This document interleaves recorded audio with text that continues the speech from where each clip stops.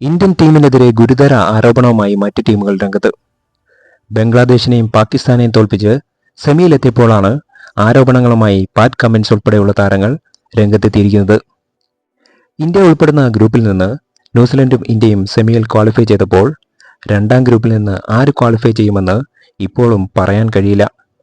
കാരണം മഴ മൂലം സൗത്ത് ആഫ്രിക്ക ഓസ്ട്രേലിയ മത്സരം ഉപേക്ഷിച്ചതോടെ ഇംഗ്ലണ്ടിനും അഫ്ഗാനിസ്ഥാനും സെമിയിലേക്കുള്ള ചാൻസ് തുറന്നു കിട്ടിയിരിക്കുകയാണ്. ഈ സമയത്താണ് ഇന്ത്യക്ക് ചാമ്പ്യൻസ് ട്രോഫിയിൽ ലഭിച്ച ആനുകൂല്യത്തെക്കുറിച്ച് ചർച്ചയായത്.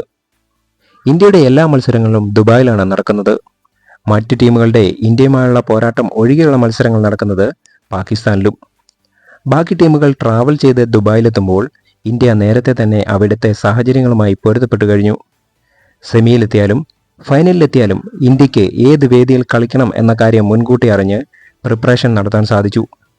മറ്റു ടീമുകൾക്ക് യാത്രാക്ഷീണം ഉൾപ്പെടെ പ്രശ്നങ്ങൾ ഉണ്ടാകുമ്പോൾ ഇന്ത്യക്ക് ഒരേ വേദിയിൽ ഒരേ ഹോട്ടലിൽ ചിലവഴിക്കാനുള്ള സാഹചര്യം ലഭിച്ചു.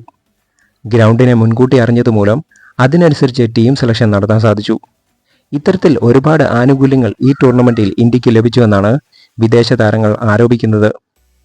ഇത്തരത്തിൽ ഒരു ടീമിന് ആനുകൂല്യം ലഭിക്കുന്ന തരത്തിൽ മത്സരങ്ങൾ മാറിയത് ഗുരുതര പ്രശ്നമാണെന്നും ന്യൂട്രലായിട്ടുള്ള വേദിയിൽ എല്ലാ മത്സരങ്ങളും സംഘടിപ്പിക്കേണ്ടതായിരുന്നുവെന്നും ഇംഗ്ലണ്ട് മുൻ താരം നാസർ ഹുസൈൻ അഭിപ്രായപ്പെട്ടു.